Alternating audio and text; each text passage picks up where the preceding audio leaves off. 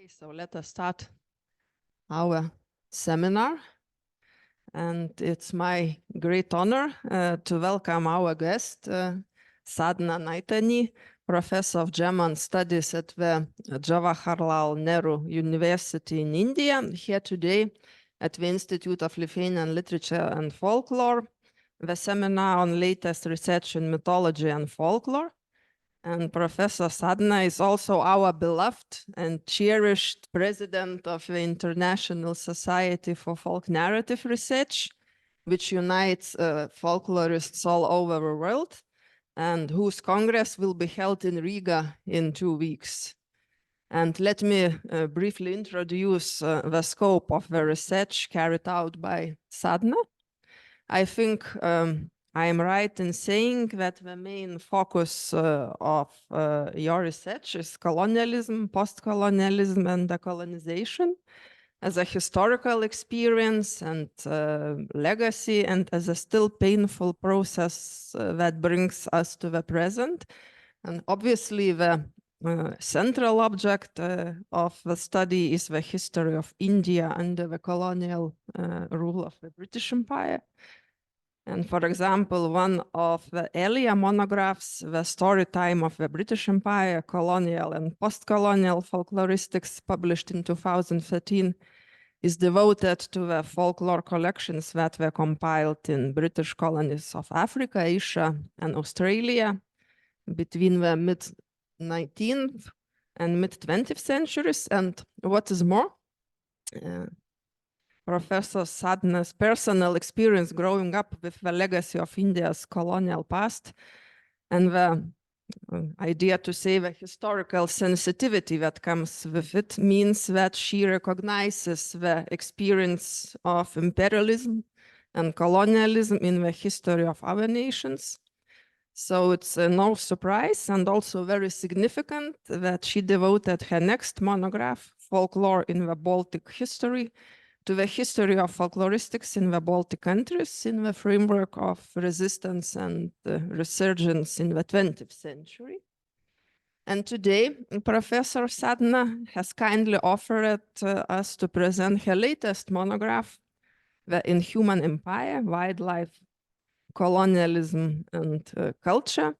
If I'm right, it has been just published, which deals with an even more intriguing and fascinating topic, the colonial and instrumental attitude towards the wildlife of India, as reflected in the stories of the British colonial servants, analyzed again in the context of post-colonial theories.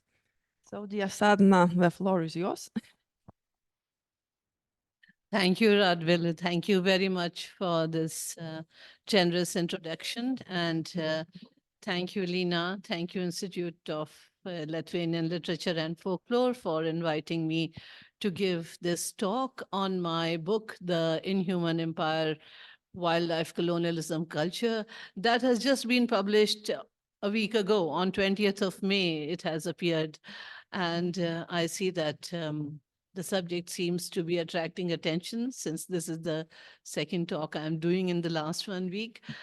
And yeah, so I'm always very happy to be at the Institute of Literature and Folklore, one of the, important institutions for the study of the folk narrative.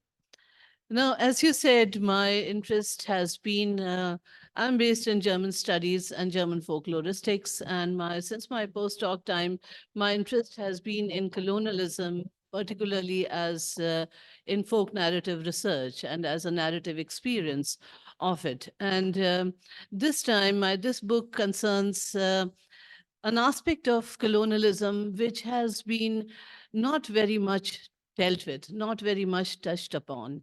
And that aspect is what happened to the wildlife in the colonies. So all our post-colonial theory, colonialism research, it's all actually has been focused on human beings, what human beings did or suffered or what they lost or their identity issues, etc. And we have kind of, in many fields and also in this field of the folk narrative research, as well as history, cultural research, we have not paid enough attention to what happened to non-human animals in the process of colonization. And in a way, this study is focused on the Indian experience and what happened to the Indian wildlife. But in a way, it connects to all colonial spaces. And therefore, in a sense, it's a very global subject on which scholars are now beginning to pay attention in several locations, because our histories are not only made by us, and non-human animals are not only there for decoration or exploitation, they have been part of our history in many, many ways. As working animals, as food, as many other. They have traveled in ships. They have, gone across continents. They have been hunted in one continent, taken to another continent. So they have been part of all this in a very significant manner, and it is something that I think requires our attention. I'll come in a moment to the reason as to why it requires our attention. But let me start by saying that, sorry, do I need to stop? Okay, I see. So, yeah, we need to pay attention to this subject. And as a folk narrative scholar, I have in this book, which is a study of British writings on Indian wildlife. Now, when I say British writings, I'm saying writings. And when we think of folk narrative, we think of oral narratives, essentially. But we all know as folklorists, but that by 19th century or even earlier, folk narrative has already been defined by Vladimir Prof as at two levels: that folk narrative that emerges in the oral context amongst the people, and folk narrative that may come through other sources, written sources, but becomes so popular that it becomes part of folk narrative.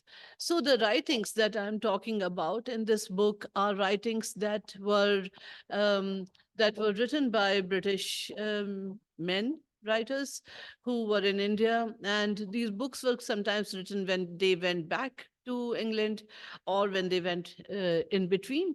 So this book, these writings were extremely popular. And that is what is an important factor for me. They were like, some of them went into a second, third edition within a couple of years of their publication. So they were widely read. They had a purpose. They had a purpose of attracting British young men to come to India. And they also created an image of India and its wildlife, something that I have elsewhere called a folktale called India. So India became a very imagined and space. And as when we think of wildlife, these are some of the works. I must say this is just a very small selection. Over 200 years of colonization, there are hundreds and hundreds of books on the subject. I have made a selection of 5 authors, and 4 of them have one work each in analysis, but one of them has all his works, which is more than 6, 7. And all these works are between 1850 and 1950. So this is the very last 100 years of British colonization in India. For the sake of reference, India gained independence in 1947. So if we, could we go back? Could do the next slide, please? Yeah. Now, if we look at the engagement of the British with the Indian wildlife, I think there may be a reference earlier than this, which I do not know of.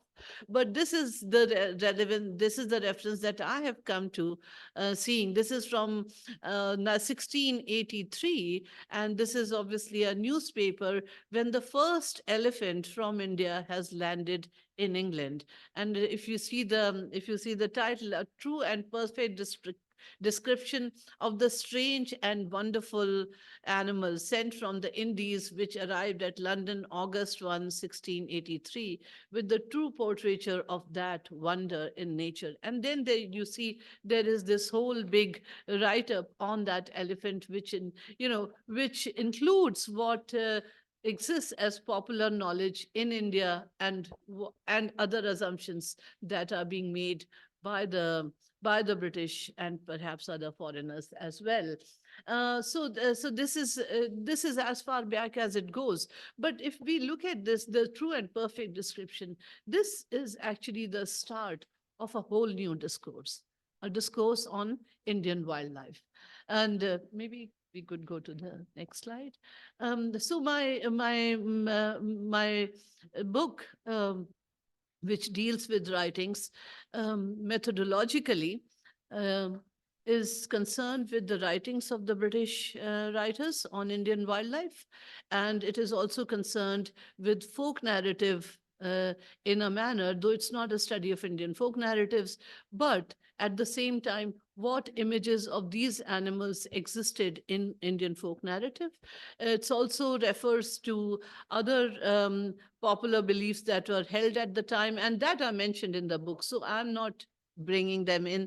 They are already part of the book. So in a way, if you see as a folklorist, what I'm doing is that I'm treating modern popular works, writings as folk narrative, and by juxtaposing them to folk narrative, I'm also expanding folk narrative from its only very traditional sphere and only very traditional genres, etc. Now, so in this methodology, things that are important for my research are the writings, of course, the folk narrative, and what is today in 21st century understood about wild animals, and particularly about their sentience. So one of my concerns is, is that I'm concerned with, while I read these works, not only what the writers are saying about themselves, but I also see that there are glimpses of their experience when you feel that the non-human animal is also saying something. Now, obviously, this is a very, very difficult area of research. This is whether it is researchable at all. And yet, I also focus here on some of the moments in these writings when this contact and this confrontation becomes for a moment extremely sentient on both sides. So now let me start with a story. And the story is actually, I transcreate it here. It's a Mayan story that at the beginning of life on Earth, everybody had mutually understandable speech, language. So all beings, including plants and trees and animals and humans, they could talk to each other. Now, when the human beings tried to survive, they tried to cut a tree, the tree started crying and they couldn't do it. And the same thing happened to all, whatever they tried to reach. So they became troubled, and they called the powers that were above and said, look, in this situation, we cannot survive. So, how do we go on? So the speech was taken away from everybody, but from the human and the dog. They could still go on talking to each other. They could still go on understanding each other. Now, what happened with that was that the human being became extremely powerful.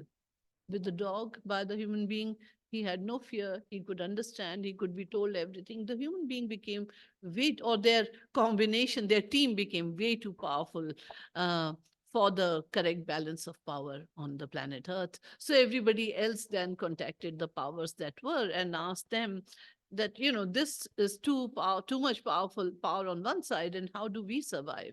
So the speech was taken away from the dog also, but the dog continued to understand the human, and the human continued to kind of relate with the dog, but the dog could not talk back, and thereby controlling the superpower that the human had gained. Now, if we look at this story, what we see is that there is thought to be a certain equality of all forms of life. that they were all there, they could talk to each other, and that this situation itself is changed by the human being. So this agency that we see in saying that the human beings have been Anthropocene in that sense is not new, that the human beings have been changing the life on this planet and actually kind of gaining that power, or moving it to their own selves. So that's one of the references. And that way, if we look at folk narrative, something which I will do, and hopefully with Lena also to an extent, that this power that the human beings have acquired has been a subject of folk narrative, and the way human beings have actually tried to control other animals, or what their role has been a subject that folk narrative has dealt with for a way longer time than our current perspectives on environment, ecological criticism, etc. Folk narrative has been aware, though what our major images are that animals speak, that they, which is not possible. And by a rationalist critique, we say, this is just fantasy, there's no reality behind it. But actually, if you look, there is an idea behind it, like in this story and like in many other stories, which sees the human animal in ways that are that have been different from maybe not today's perspective so much, but from the modernist discourse. So this research is located in that context as well. My first chapter of this book is called The Hunted, Their Witnesses, and the Hunter's Narratives. And obviously, there are several books in this area, but I have taken two of these books. One is by Major Henry Shakespeare's called The Wild Sport of India. It was published in 1860 and went into another edition already in 1862. The second one is Captain James Fawcett, The Highlands of Central India, 1889.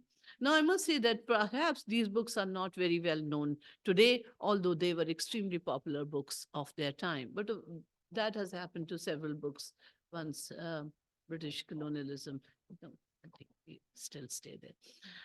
Yeah, so Wild Sport of India. Now, the Major Henry Shakespeare, who wrote in 1860, and this is still a time, well, it's in 1857 that British have gained control over whole of India, and yet British rule is still establishing itself, is still fighting its way through. And Major Henry Shakespeare was in southern, or in the central southern part of India, which is called the Deccan region, and has written mainly about there. And what we see here is that his life, it's a book which is addressed to the British young men and is an invitation. It entices them to come to India, and along with everything else that has to be gained by coming to India, one of the other important things are the wildlife, the possibility of hunting, various kinds of animals. Now, one may say, why is the possibility of hunting, was something so important? But indeed, it is very important in the context of colonization. And although no writer talks about the financial sides of this hunting, whether parts of those animals, skins, etc., were sold, but it is known through other studies that they were sold at a premium. But none of these writers ever refer to that. So Major Shakespeare starts his book by a great description of rifles and the kind of gear the man should come to India, etc., etc. But what I'm going to focus in this talk is one of the themes that emerge in this, the themes that emerge from Shakespeare's writing. One of the themes with his contact with local people, not only with local animals, right? So it is with other people that he goes out to hunt. In this hunting, um, there is all kinds of animals involved. Basically, whatever he comes across, he is ready to shoot. But of course, his interest is in the big game, which means tigers, which means wild pigs, which means deer, etc. So he talks about, for example, the local hunters, and he really, says that we cannot go without their help, but at the same time, greatly looks down upon them. Uh, he he says that they are just hunters for the namesake. They do not know anything, but at the same time he cannot go without them because he needs their knowledge. He also needs all the local village people to go with him, because the kind of hunting that was practiced by British was that some 200-300 people, local people, would be gathered, who would then create a lot of noise in the forest, drive out the animal in a certain place, and then this man is either sitting on a tree or atop an elephant and would shoot. Shakespeare by himself was quite a hunter, and he went on the horses too. But in all this narrative, why is it not just a report? It's a narrative, it's a story in which there are several characters. He is the chief character, of course, who's brave, who's outgoing, who does everything, and who can do everything, and who can control others. But there are other characters. So there are human characters, for example, whom he is often not able to trust. He is not able to trust their information. At times he feels that they are not actually helping him to reach the animal, but are actually driving him away from it. So, and we also get this glimpse that if it is not all manipulation, that if there are grains of truth in his descriptions, then we get a feeling that people are helping under certain kinds of pressures, but they are not exactly, that there are times when they are subversive about it, when they are resistant about it, when they do not help him, and as he says, puts him onto another track. So no, then the other characters in his story are animals, of course, also, which he really depicts, in the process of hunting, as active opponents who behave in a certain manner. And of course, there are many, many, many, many, many, many stories and narratives embedded in this 500 pages book. But let me mention one of these incidents to show that what exactly is happening in this situation. Shakespeare, as all other writers, say that the Indians, the kings and all go on a hunt periodically, but the common people are not into hunting in a big way. So they have some subsistence kinds of hunting, and they may kill some birds and small animals, but they are not into large scale hunting, or the game as it is called. Now, in one of these incidents, it's a very crazy incident, something which tells you, says this incident will never happen in the nature by itself, is that he goes out to chase a panther. Now he is on an elephant actually. There are, I don't know, large number of people with him, and they are chasing this panther, which runs, and at a point the panther turns and attacks the elephant on which he is sitting. Uh, at which the elephant, goes berserk, and he is dropped off the elephant, and the elephant somehow gets rid of the of the panther. At that distance, he cannot shoot the panther. Panther goes and hides in a bush. So now he gets onto a horse, and he asks his assistants to get the dogs so that he can drive the panther out of the bushes. The dog goes to the bush, and the moment the dog kind of sniffs, the paw comes out, and that paw is enough to bear the dog of all skin on his. So the dog starts crying, and he says, "Take the dog away." This naturally, the panther has now come on the other side, and he chases the panther on the horse. The panther again attacks so the elephant was wounded. Two dogs are wounded. Now the elephant attacks the horse. The horse is wounded, and the panther again manages to escape. Now, in this, if you see, there is not only only one being chased. Now, this being is actually, in a way, kind of trying to save himself, resisting, and all these other animals. Why does he attack the elephant? In the nature, in the forest, tigers are not known to attack elephants. And if that happens, it's a very, very rare occasion. Both animals are too powerful to attack each other, basically. So they are not really known to attack each other. But in this, why does the tiger attack the elephant? Maybe because the elephant is part of the hunter's entourage. Or why does he attack the dog? Obviously, because the dog is kind of the helper of the human. This, if you see, the entire day goes. It's almost sunset, and then the panther has gone further ahead on the road. He comes across a man who was a barber who had finished his day's job and who was just going down the road.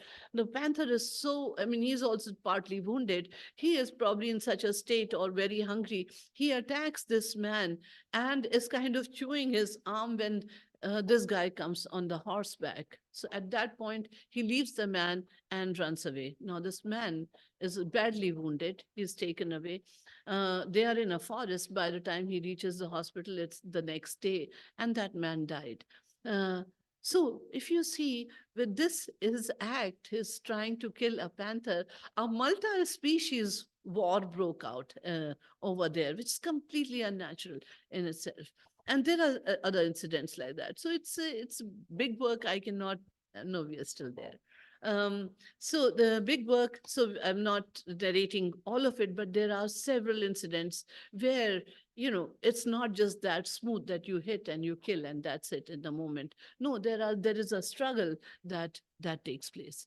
The second author in this chapter is Captain James Fawcett, The Highlands of Central India, 1889. This is a time highlands of Central India are hugely populated by tribes at that point, and the British colonialism has not exactly reached all the forests inside and is still making inroads and into the jungle. So Fawcett is much like Shakespeare. He talks about his great hunting skills, it's everything. But again, I will tell you one or two of the incidents which kind of show what's exactly going on, and it's not just going out and hunting in the forest.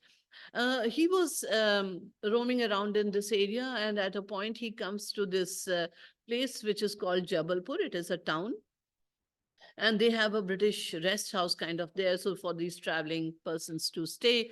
And he goes out. The Jabalpur is next to a very, very mighty river called Narmada.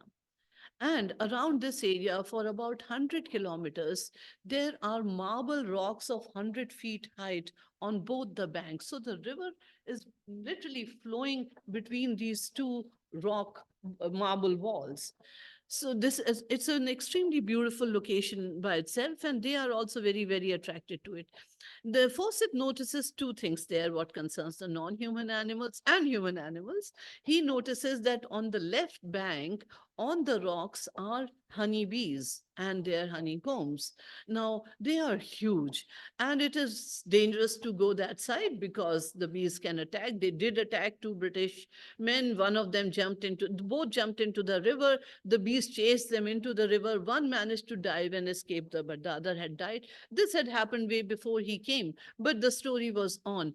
The locals apparently used to take out honey once in a while by, smoking out the bees. So they would create smoke by which the bees went away for some time. They removed part of the honey. The bees were not exactly killed.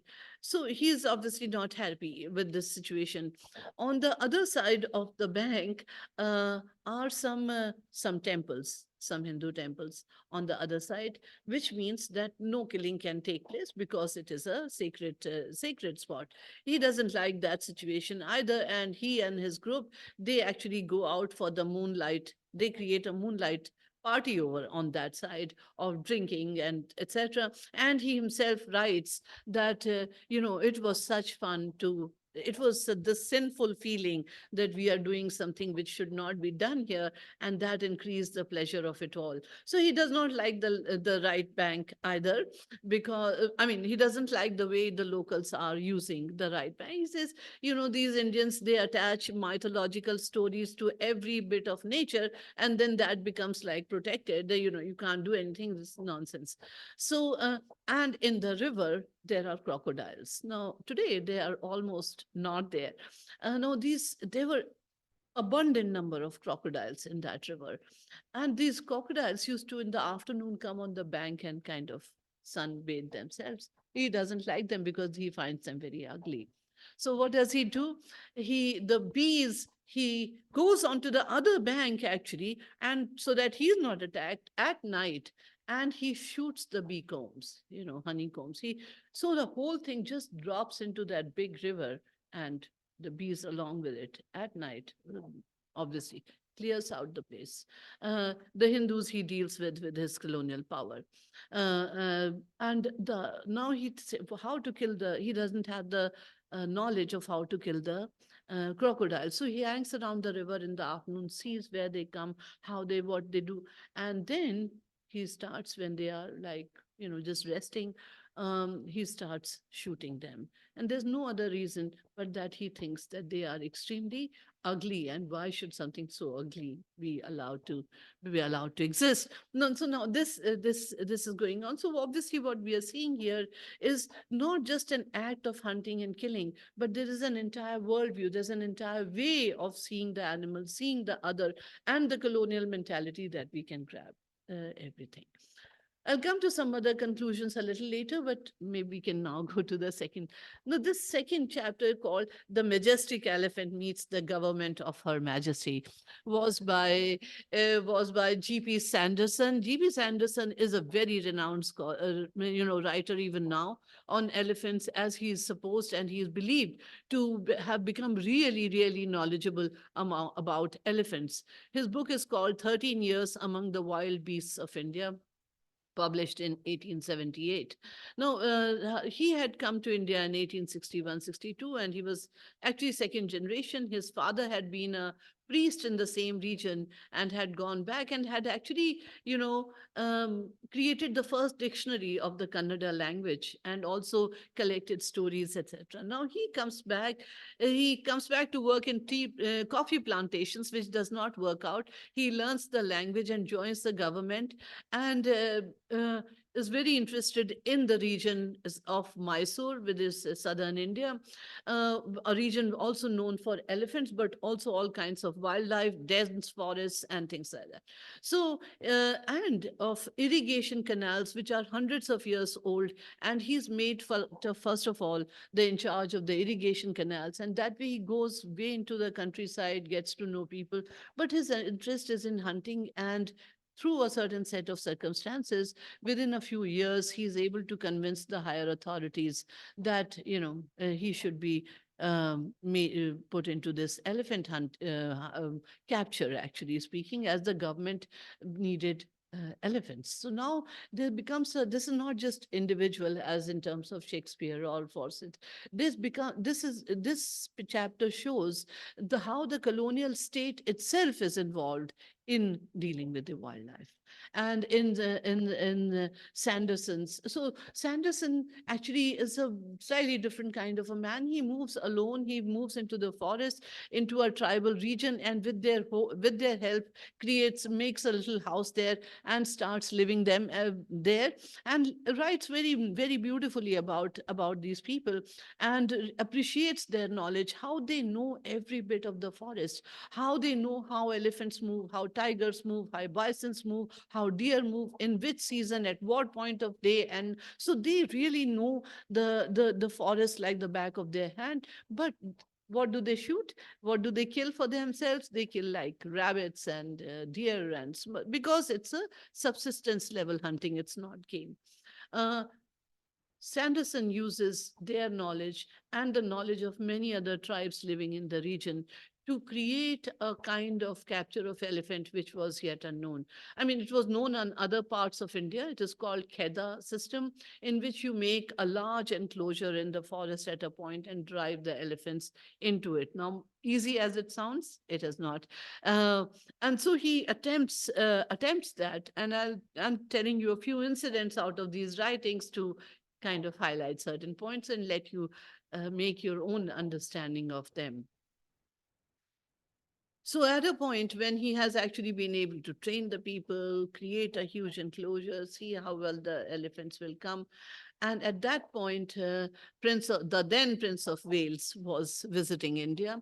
He is also brought there, and the ladies are there, and they're all watching from a high vantage point of this whole operation. So this was a method by which not one elephant was caught at a time, but the entire herd of 200-300 elephants, out of which the majority will die in the process. I'm only, repeating what is there in his book. The incident happens where elephants are being driven, and right from the beginning, there is a female elephant with an albino calf who's kind of a bit resistant, but she is also being driven. And just before they are to enter that enclosure, she somehow is not willing to enter. And she actually becomes violent. And at that time, this guy comes and he shoots her point blank. And he himself says, like a huge river of blood flows out. And she was trying to protect her child, as he says. That was no. So obviously she dies. This child, who is now orphaned, is driven into the enclosure, and where he is being pushed around by other elephants. And this guy says, we all hear that elephants are very take care of other people's. Babies who are not their own. But here, they are all in such a time of stress where they are being driven into captivity. A lot of them are dying. It's probably not the moment. And this albino calf, it's a very touching kind of description. At the end of which he says, obviously by night, whatever had to be caught has been put into that enclosure. And he says, and that at the end of it, how we Englishmen hugged each other and then went to smoke our cigarettes, because what we had achieved was huge. Now, this particular picture that we are seeing here, Sanderson became so knowledgeable, so successful, that he was also sent to northeast of India, which is another location where there were elephants in abundance. Elephants were probably almost all over the Indian subcontinent. But so he's sent to the northeast of India, which is rainforest region, very difficult, and all the different methods that they try to capture elephants. But this incident, when they used to camp at night, Sanderson's tent was put a little away from all the other 200-300 people that were accompanying him. And one night he woke up, and then this happened several times, that this huge tusker, which was unusually a huge big animal, came at night to the whole camp, and he only would come to Sanderson's tent and would look at him. And this didn't happen once, it happened several times. And he was kind of ready to shoot, but the elephant would stand, look at him, and then go away. So these are some of the, what we are seeing here is that a different kind of contact, a different kind of confrontation here is taking place, and probably on the other side too. And by now, of course, we know that elephants have very huge memory, and they live for a long time, and they do communicate. And we see examples of that every now and then in many ways. So here, Sanderson also experiences this kind of thing and writes. So what I'm saying is that these writings are not only about hunting, they are about many different things. So can we go to the next slide? And in fact, this was a list that Sanderson had prepared right at the beginning of his time in Mysore as to what all is there in the forests around that time. And so if you see this list, it's not a it's not a it's not a monoculture forest. It's not a forest of only one kind of animal, and it's a forest of many different kinds of animals, which essentially shows that there is an ecological balance, that the wildlife can survive within the forest, because there is who eats who and how. So, but there is this balance that is there, and therefore also the animals are not really attacking villages. Neither tigers nor elephants, they're not really attacking villages, because actually the ecological balance within the uh, forest is very well maintained. We can go to the next slide. Now, with this we come to a very different kind of a book called the book is called Beast and Man in India, and it's by John Lockwood Kipling. Now, that obviously immediately reminds us of Rudyard Kipling and the very famous book, The Jungle Book, right? So I thought, who is John Lockwood Kipling? Apparently, he was actually Rudyard Kipling's father. And it is, while he was in India, that Rudyard Kipling was born and grew up, etc. No, John Lockwood Kipling was an artist. He was a sculptor, the architectural sculptor, those who make friezes and things like that. So he came as a professor to the Bombay School of Art in Bombay in early 60s or so. He came to as a professor there, and then because he was also an artist, he was very interested in craftsmen, and he did a major project funded by the colonial government of documenting craftsmen in the northwestern part of India, which is kind of far from Mumbai, but which also includes Kashmir, North Punjab, and he did a very big documentation of craftsmen. He also drew them, and that whole collection is in the Victoria and Albert Museum. It's not on permanent display, but it is displayed from time to time. He also wrote this one single book called Beast and Man in India, based on his experience and observation of the people. And you can certainly see, this art and craft of storytelling that Rudyard Kipling has, but also how it is coming from the Indian art and craft of storytelling. This is a very different kind of a book. This is a man who was an academic. This is a man who was an artist. This is a man who never owned a pistol in his life, who never killed anything. And so this is based on observation. What I would say is that it's an ethnography.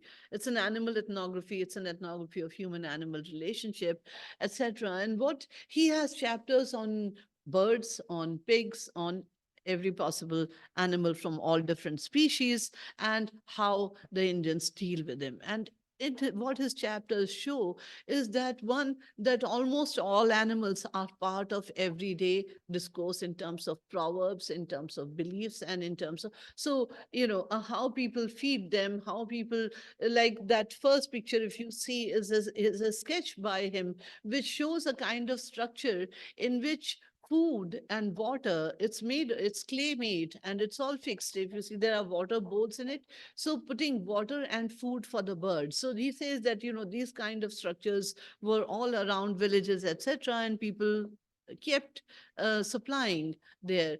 The picture below is a field. It's an agricultural field with a perch and a man standing there. And what is the man doing? He is making the birds go away. He's like a real human. What is it called? The scarecrow is, and Kipling says, I'm just again picking two out of hundreds of, and he says, now look at this fellow, and the entire family would sit and do this for hours, right? Whereas if we in England, we just shoot all these sparrows. Right. And so what is the big, look at them, they keep doing this kind of thing. And, but he is not exactly always looking down upon, he has a sense of humor. So it's quite, sometimes he's laughing at it. And what he kind of therefore gives out is the whole system of beliefs and social practices in which what he is showing is that there is a culture of accommodating, of coexistence. It's not about killing all the time. Yes, there is killing at in indefinite spaces, but the general pattern of life is of accommodation. And this accommodation then also is part of belief belief structures. I'm thinking of belief narrative network. And he says, and he shows that it is not only the cow who is sacred in India, it's several and almost all animals in some way sacred, and therefore they are protected. So what we see is that the storytelling, how storytelling becomes a part of an ecological practice. So he tells us some very crazy incidents that monkeys are another animal who are considered sacred because of their role in a certain epic. And he says how British tried to remove them from the cities, how they came back to the cities, and how people continue to. I see I have taken a lot of time and going to kind of go on to the next one, which is called the tiger obsession.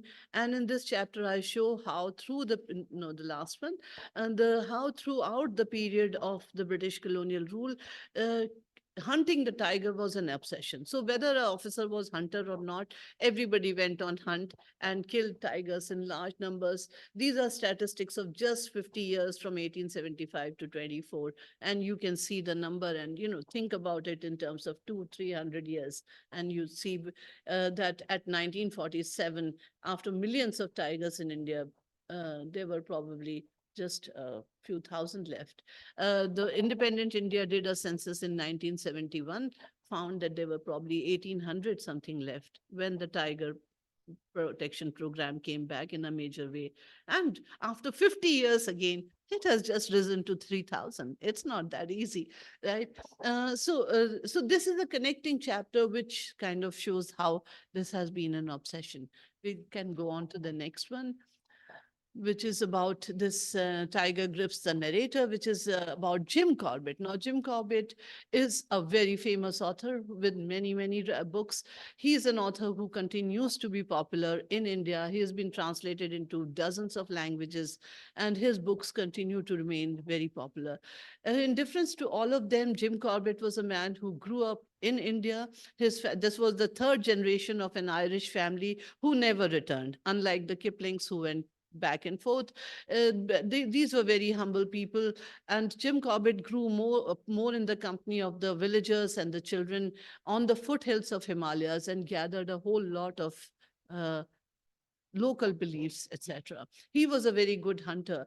And what we have seen in the chapter before, this obsession with tiger hunting created man-eaters, because not all Britishers were good hunters. So they left a lot of wounded animals who then would turn man-eaters. The problem became a law and governance problem in Himalayas. And then the estate called Jim Corbett, he was known as a good hunter, but he was not part of the government.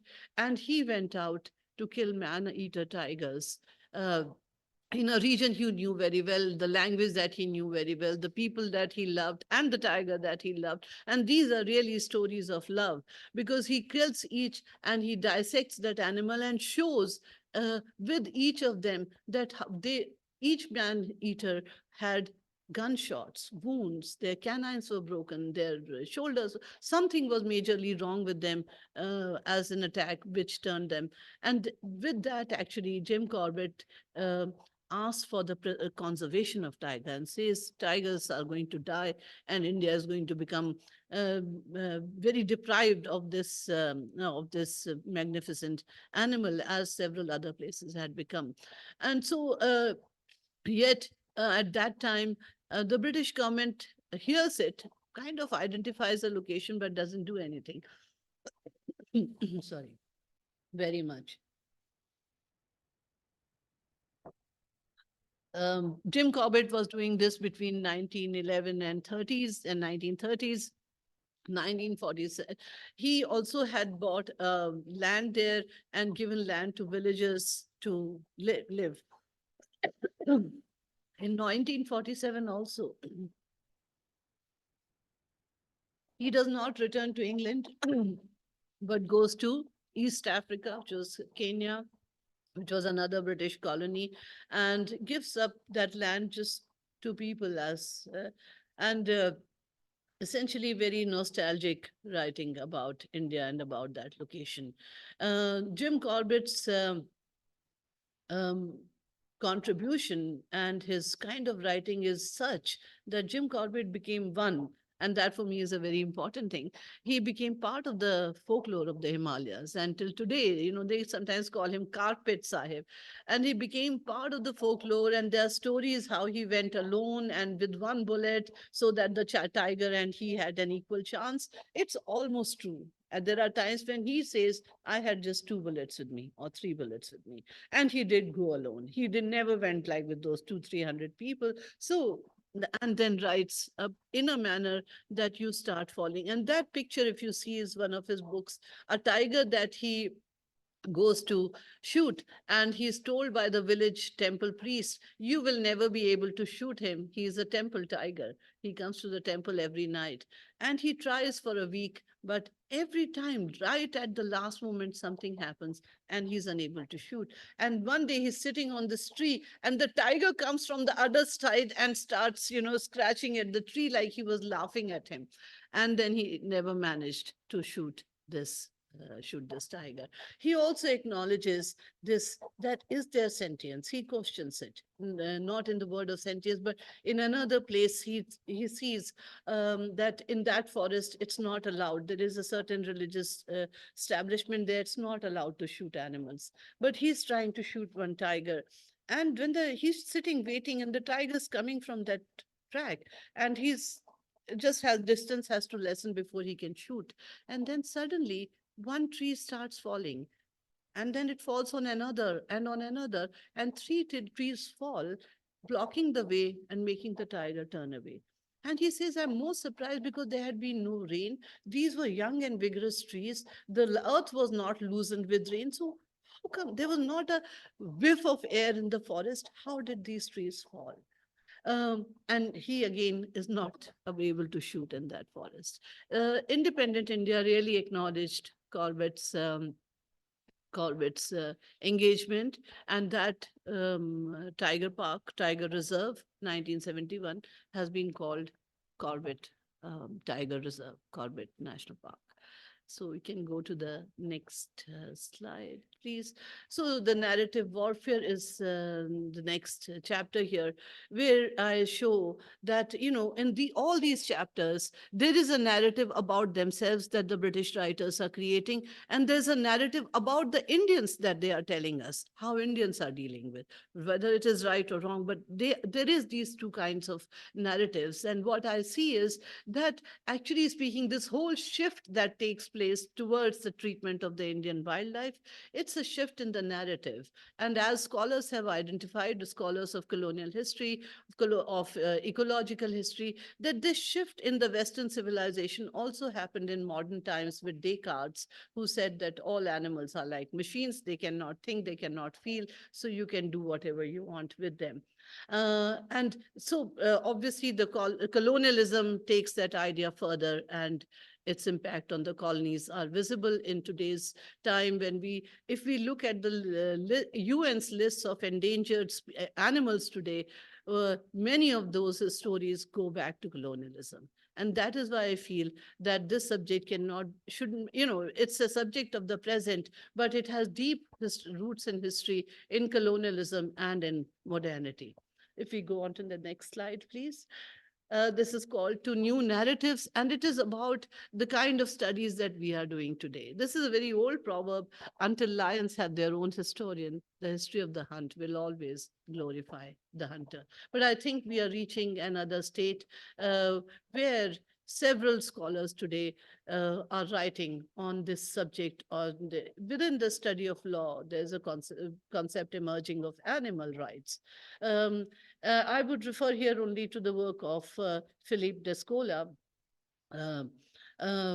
whose work Beyond Nature and Culture, where he talks of these alternative ontologies, and his research is based on people living in the Amazonian forests, and how this dividing line between the human and animal, which has become part of the modernist thinking, does not exist. And when that does not exist, how relationships can be different. in a way we can say. And I asked Philippe Descola also, but those ontologies have been widely disturbed by colonialism, as in India, for example. So yet the idea of alternate, if we do not see that as different, then everything, then our way of treating the animals can be different. So colonial plunder, today is a question of damage control. But again, not only India, several erstwhile colonies, which have been anyway economically also plundered, are left to deal with this situation of wildlife. Is it really only their problem when this has very deep roots? Again, and then folk narrative, I would like to see in a postmodern world, what role can folk narrative actually play in healing what I call somewhere as our very deeply agonized ecology, where in the coming times, the threat of, there are about 1 million animals which face the threat of extinction. And therefore, I think it's time that actually folk narrative and its deep engagement with the non-human needs to be reconsidered with new perspectives. Thank you. Okay, thank you for your fascinating presentations. Do we have any questions from the audience?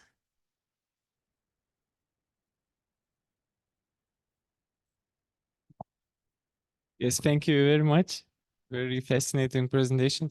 I want to ask you, once I was reading that in India, there are some parts of the forests or forests that are sacred in Hindu tradition.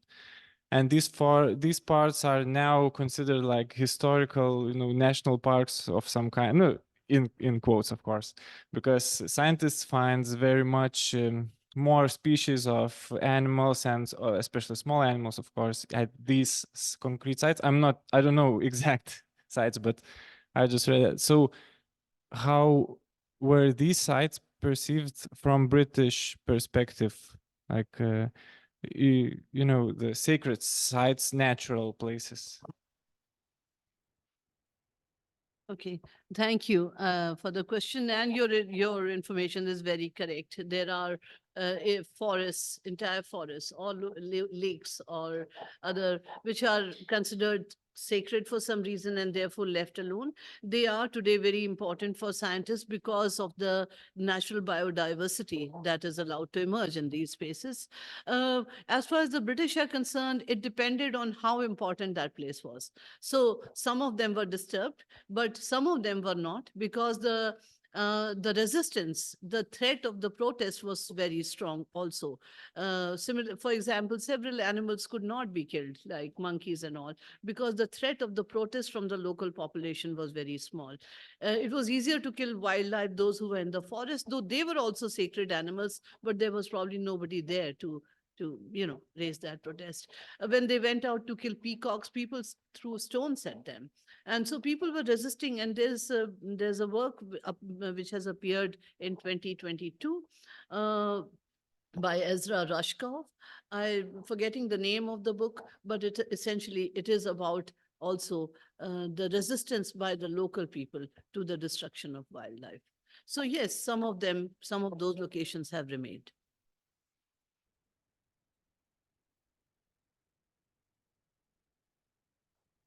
And I also was thinking a lot about why the colonizers, the Westerners, in most cases were so ignorant of the nature and perceived nature and actually all living beings instrumentally as subjects, as things, and not as sentient beings, that is, living beings, only non-human.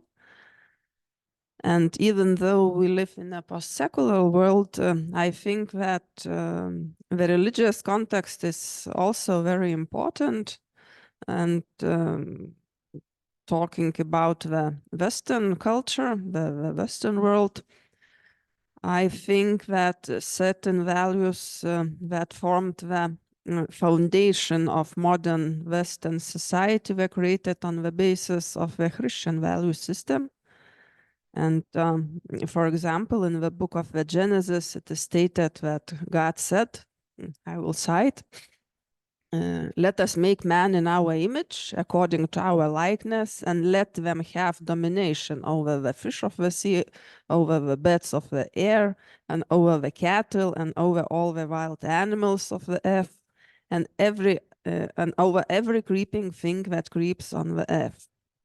And to my mind, on the contrary, in local traditions, both vernacular mythologies in Europe, as well as in Indian worldview, the spiritual closeness and adaptation to nature, as you stressed, is still very strong. And I was also very impressed by the research done by your younger colleague, Margaret Lindon, who is also originally from India, and now she works at the Tartu University about the human-non-human relations of the Khasi people and their supernatural ontology and their beliefs about the possibility for human beings to transform into tigers or into water serpents, and which are also, these beliefs are also widespread until today. Yeah, thank you. Is Margaret Lindo there by any chance? Because, you know, people are there online. Is she? Indeed, her work is very, very interesting. Yes, what you say about religion, in a way, to an extent, it is correct. Yes, different religions have different perspectives. It's a matter of a worldview. How do they see human and others, non-human? Yeah, so Buddhism, Hinduism, they are supposed to, because they do not recognize this dichotomy. They do not recognize this binary between the human and the non-human. So yes, to an extent, that is true. But that itself does not ensure that the society will be, you know, free of that cruelty to maybe to an extent. But and then when we are talking of India, we are not only talking of one religion, we are talking of several religions, including Christianity. So that is why that Kipling's book is a very important book, because it talks about social practices. It talks about practices which are being followed by all communities that are living there, in spite of their religious differences. Yes, while so that context, I mean, you mentioned Margaret Lindo, I had mentioned the northeast of India, tribal people, how their ontology is. So it's not only one of the dominant religions. It is about also other religions which may be seen as different, but it is also about lot of you can say, of the tribal people, but also of smaller communities. In fact, this whole idea of big monolithic religion is not that that viable. And here, so that book, Kipling's book, actually talks about this social practices which are being followed across the religious communities.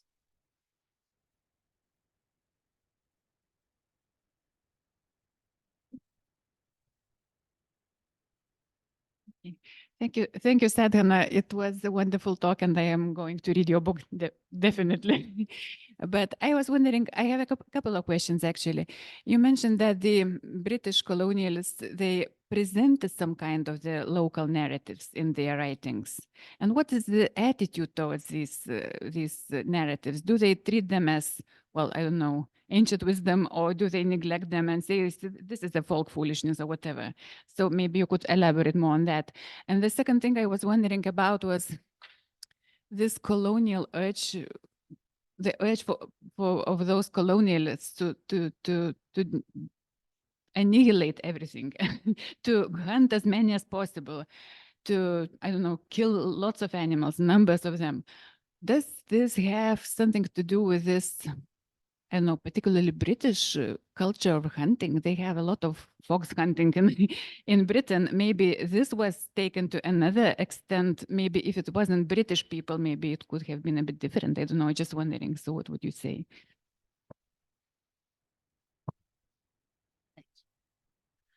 So regarding your first question as to what did they think about people's beliefs and stories, that I would say I would put it broadly into one attitude, which was the modernist attitude also within Europe at that time, that all such things, all beliefs are essentially superstition, and they are unscientific, and they are therefore backward. And therefore they are not scientifically verifiable. So that is one thing. Now, in the colonial context, that becomes even more heightened, because it is in the very logic of things that you have to show that they are not worthy of themselves, that they are not worthy of their own location, they are not worthy of their resources. We are the ones who can. So obviously, if the Indians are not killing, they are foolish. They are not doing it. So, and there is a lot of talk like that, lot of looking down upon, and lot of talking about how they make it difficult, how they, subversively make it difficult, or how they protest. So, so that is one basic modernist paradigm. Now, whether that relates to British culture or whether that relates to modernist thinking of the time, I am not exactly able to say. And yes, there was tradition of hunting, but like Shakespeare elaborates on that. He said, I was already a hunter in England, but what had I hunted?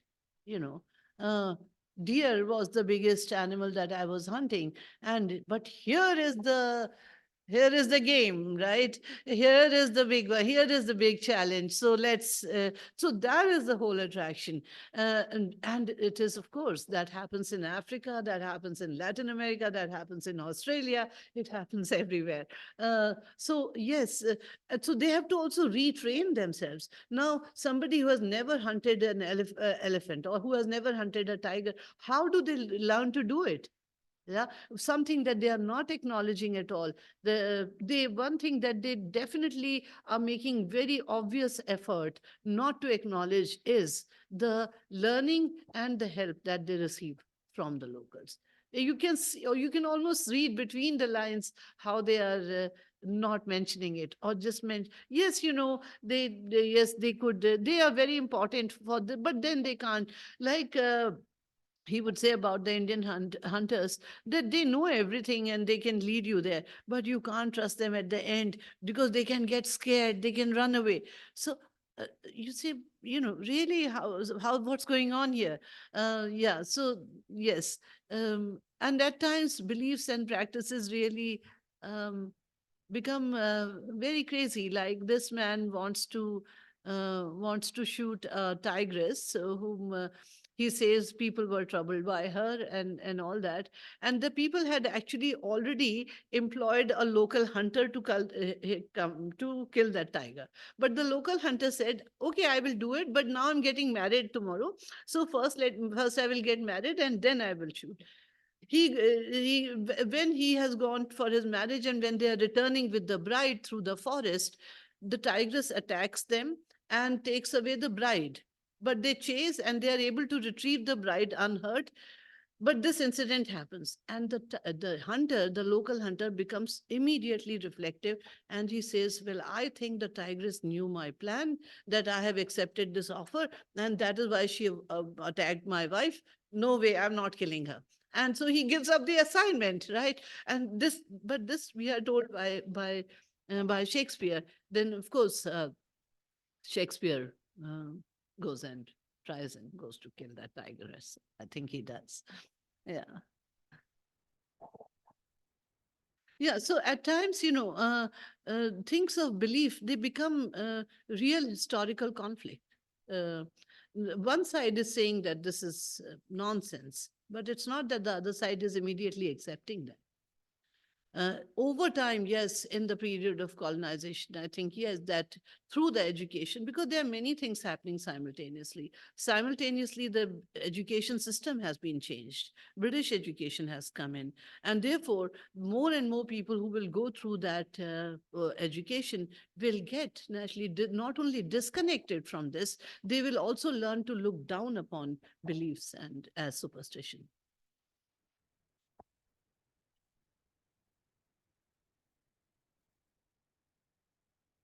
Thank you.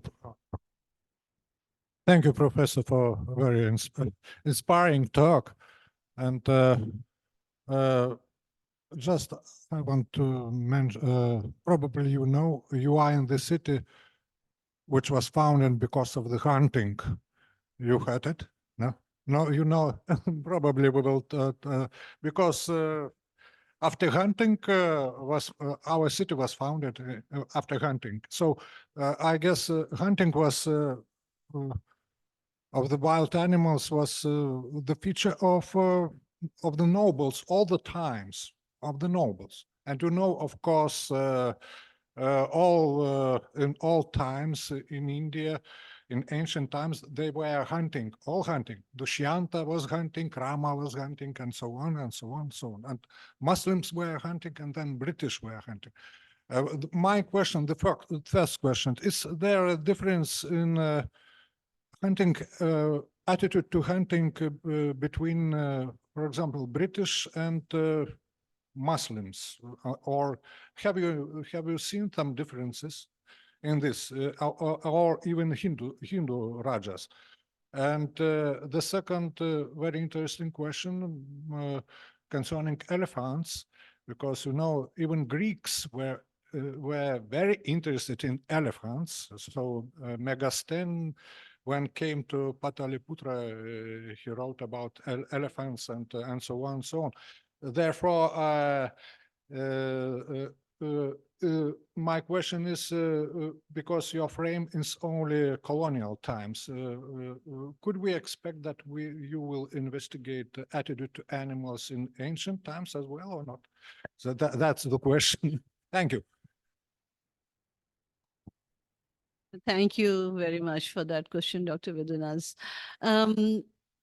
As far as hunting in India is concerned, as you yourself said, forever and in every society. I mean, hunting has been been related to survival, essentially, right? So hunting has been practiced everywhere. Yet I would not make any statement about ancient or medieval times because my knowledge is way too little to make a statement on it. What I find at the time that I have researched in, when the British are actually already there, and from the studies by the historians and others, that hunting was practiced by the nobility, by the rulers, and two, was not equally practiced by the common people. Secondly, the Mughal kings are themselves have been also known, apart from having been hunters, of having been also very conservation conscious, and therefore they also initiated the conservation of certain animals. So, but I feel that the biggest difference is the scale of hunting. With the British, the scale of hunting grows to such an extent that it becomes an ecological crisis.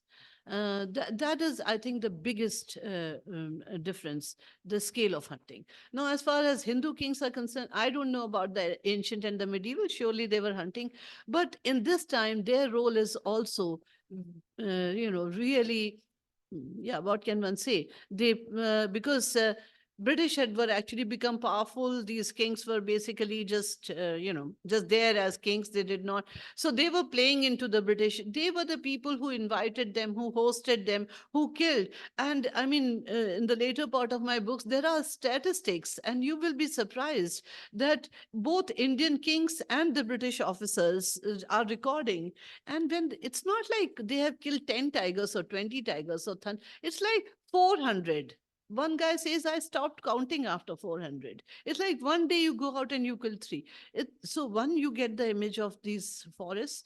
Lion had almost become extinct in India. It's only because of the one ruler who protected in his Junagadh in Gujarat that's the only place lions survive. And even he had to face the pressure of the British till independence because they wanted to come and shoot. So then he used to organize it in a manner that only one was shot or something like that. So yes, their role, and they continued to do this even after 1947 when British left. And it was only in 1971 by an act of the Parliament, the Wildlife Protection Act, that was promulgated when all forms of hunting were banned, that the situation somewhat could be controlled, though certainly not in a satisfactory manner. That also, indeed, yeah, there is a poster in one of these places where that poster has been published in United States, yeah, to come and hunt in India, and that went on till 1971 actually. So those few thousands that were left at 1947 were reduced to 1,800 within the next 15 years. But the situation in 1947, even if it had been stopped right there, the situation had already become bad for certain animals. And there was another question that whether I will, you know, it's a very huge subject of study, and I doubt whether I can reach that far, but I will try to understand whatever I can.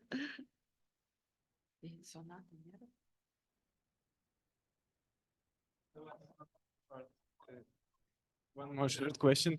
I was wondering if in all of those books and all of those stories, did any of these authors maybe at least one time question whether the way of hunting was honorable, this kind of way, like with 300 people, you know, scouting the area, and or they never questioned, and it was like this was the game and it was okay.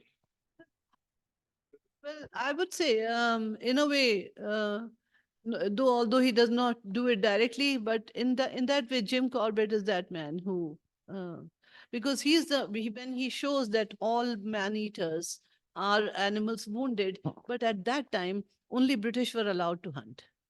So he's actually saying that you are responsible for it, but no, not too many. Really.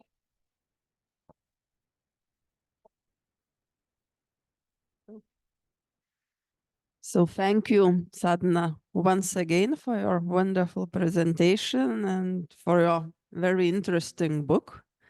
And I think that many of those who joined today in our seminar will read it thoroughly, and